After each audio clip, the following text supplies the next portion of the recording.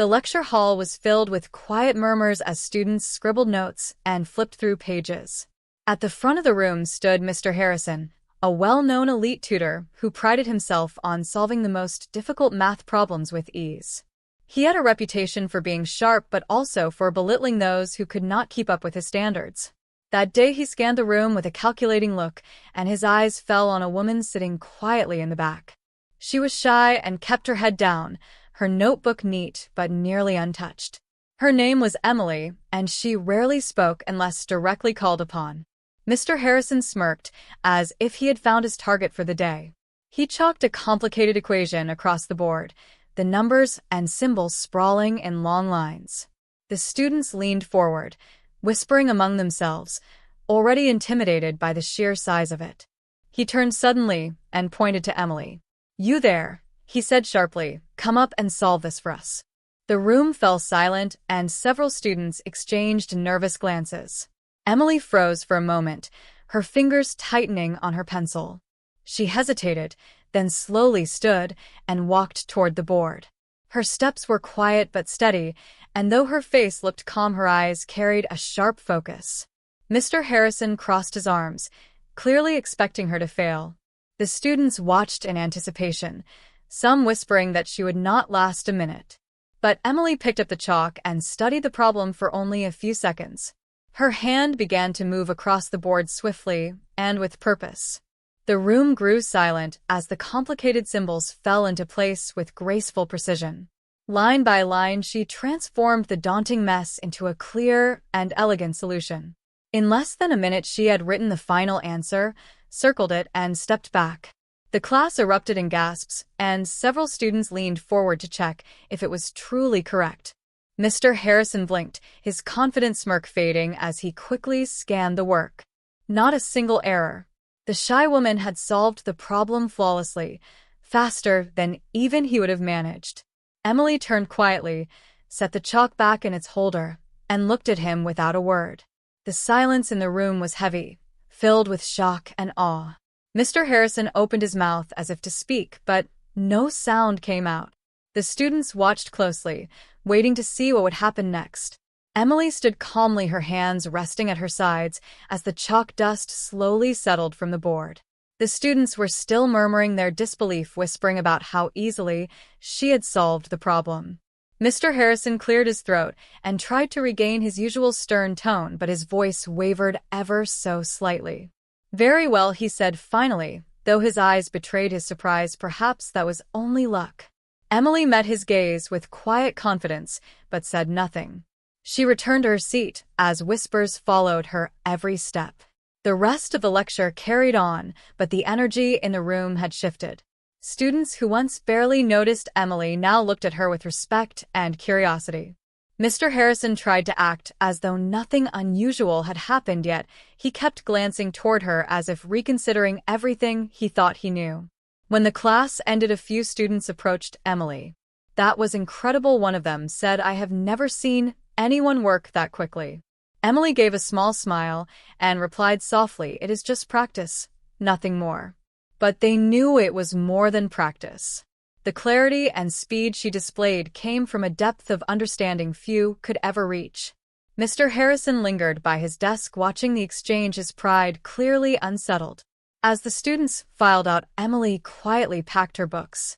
She could feel the shift around her, the way eyes now followed her, not with dismissal, but with awe. When she stepped into the hallway, she thought the moment was over, but it was only the beginning. Emily walked down the long corridor, her steps steady though her heart raced beneath the calm exterior.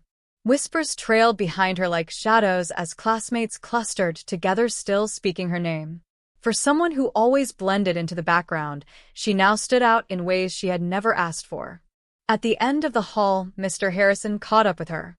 "Emily," he called, his voice softer than it had been in class. She turned slowly, unsure of what he would say. "That solution was extraordinary," he admitted, though his pride seemed reluctant to let the words slip.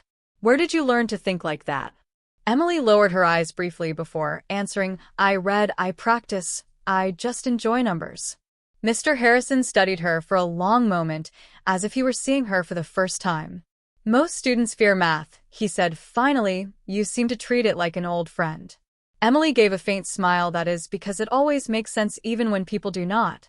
The words lingered between them as Mr. Harrison adjusted his glasses, clearly unsettled yet intrigued. He opened his mouth to ask more, but another group of students hurried past, and the moment broke.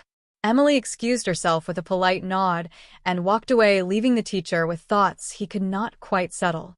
As she stepped outside into the crisp afternoon air, she felt the sun warm her face. For once she did not feel like hiding in the crowd. She knew eyes would follow her wherever she went, but she also knew something else now. Her quiet strength had finally been seen. Emily walked home, the streets alive with the hum of everyday life. Children rode their bikes past her, laughing and shouting as their wheels clicked against the pavement. She carried her worn books close to her chest, as if they were shields yet also treasures.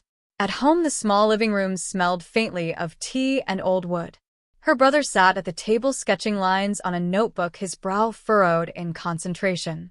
He glanced up when she entered. "You are late again," he said, but his tone carried curiosity more than scolding. Emily set her books down carefully. "The tutor kept me longer today," she replied. Her brother raised a brow. "He gave you trouble again?" Emily shook her head slowly. This time was different. She told him how Mr. Harrison had challenged her in front of everyone and how she had solved the problem. Her brother listened quietly, then leaned back in his chair. A smile tugged at the corner of his lips. "I always knew you had more inside you than people realized," he said. "You just needed a reason to show it." Emily looked at him with a mix of pride and uncertainty. "But now they will look at me differently." He tapped his pencil against the table at them.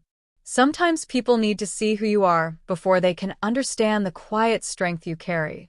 Emily thought about that as the evening light streamed through the window, painting golden patterns on the floor. For the first time, she did not feel weighed down by being noticed. Instead, she felt as though something inside her had begun to awaken. The next day, Emily walked back into the tutoring hall, her steps lighter than before. She could feel eyes following her, but instead of shrinking under them, she lifted her chin and kept moving. Mr. Harrison stood near the chalkboard arranging papers when he noticed her. He gave her a brief nod, one that carried both surprise and a hint of respect. Emily sat quietly waiting for the lesson to begin, but her mind was steady, no longer filled with the old nervousness. As the class settled, Mr. Harrison wrote another complex equation across the board. The numbers stretched and twisted, filling the space like a puzzle meant to intimidate. He turned to the students, his gaze pausing on Emily for a moment longer than the others. "Can anyone solve this?" he asked. A hush fell over the room as students shifted in their seats, none willing to take the first step. Emily felt her pulse quicken, but she did not hesitate this time. She rose from her chair, walked to the board, and picked up the chalk. The room seemed to fade into silence as she began to write, each number flowing from her hand with confidence. Step by step, the problem unraveled, and the answer appeared as naturally as if it had always been there. When she placed the chalk down and stepped aside, Mr. Harrison studied her work with narrowed eyes. Then he looked at her, and there was no trace of mockery, only a slow nod of acknowledgement. Emily returned to her seat, her heart racing, yet calm at the same time. The whispers around her grew, but she no longer felt the sting of them. Instead, there was a quiet strength blooming inside her, a strength that no one could take away. After the lesson ended, Emily gathered her books slowly, letting the noise of the classroom wash over her. Some students glanced at her with curiosity, while others avoided her gaze altogether. It was as if they had all witnessed something they could not quite understand. Mr. Harrison remained at his desk, watching her with a thoughtful expression. When most of the class had left, he spoke quietly. "Emily, stay for a moment." She paused, her bag still in her hands, and turned back toward him. "You solved it faster than some of my senior students," he said, his voice lower than before, and without its usual edge. Emily felt her cheeks warm, but she did not drop her gaze. "Thank you, sir," she answered softly. Mr. Harrison studied her for a long moment, as if reassessing everything he thought he knew about her. "Do you practice much outside of class?" he asked. Emily shook her head lightly. "I just think about numbers when I walk, or when I read. It all seems clear to me." For the first time, his expression softened not with pity or doubt, but with genuine interest. "Perhaps you have a gift," he said. Emily nodded slightly, though inside, she already knew it was not just a gift, but a part of who she was. She stepped outside into the cool air, her chest filled with something new. The world around her felt larger and brighter, yet somehow more reachable. The shadows of doubt that once followed her seemed to fade with each step she took. Emily walked down the quiet street, her notebook pressed tightly against her chest. The words of Mr. Harrison still echoed in her mind, "Perhaps you have a gift." For years she had kept her ability hidden, fearing that if others knew they would mock her, or worse, dismiss her, just as they always had. As she reached the small park near her house, she sat on a worn wooden bench. Children laughed in the distance, their carefree joy reminding her of a time before she learned to hide her mind. She opened her notebook and let her pencil move swiftly across the page, filling it with patterns, numbers, and shapes that seemed to grow from her imagination. A shadow fell across her notebook, and she looked up to see Lily, one of her classmates, standing there. "I saw what you did in class today," Lily said, her voice filled with curiosity, not cruelty. Emily hesitated, unsure how to respond, but Lily leaned closer, her eyes wide. "You made it look easy. How do you do that?" Emily's lips curved into a small smile. For the first time, someone was asking not to belittle her, but to understand. "I just see it," she whispered. "The numbers connect like a story." Lily sat down beside her, watching as Emily's pencil moved again across the page. The two girls sat together in the fading light, and for the first time, Emily felt she might not have to walk her path alone. Lily leaned closer, fascinated by the lines and symbols that Emily drew across the page. "It looks like art," she whispered, "not just numbers." Emily laughed softly, surprised by the warmth in Lily's voice. "Maybe it is art," she said. "Every problem has its own rhythm, like music waiting to be played." Lily tapped her finger on the edge of the notebook, her eyes shining with thought. "Mr. Harrison should see this," she said. "He would know how special this is." Emily shook her head, her long hair falling across her face. "No one would believe it," she replied. "They would just say it was luck or a trick." But Lily was stubborn. She tilted her head and studied Emily closely. "Then let me believe," she said. "You do not need everyone to see it, just one person who knows the truth."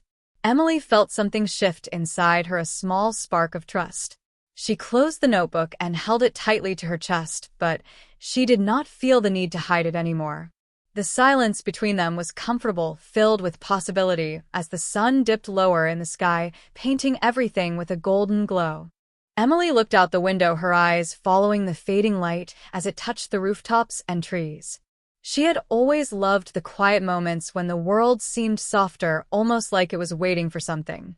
Lily shifted closer, her voice low and steady. "You could do anything with this gift, Emily," she said. "Not many people can see numbers like you do."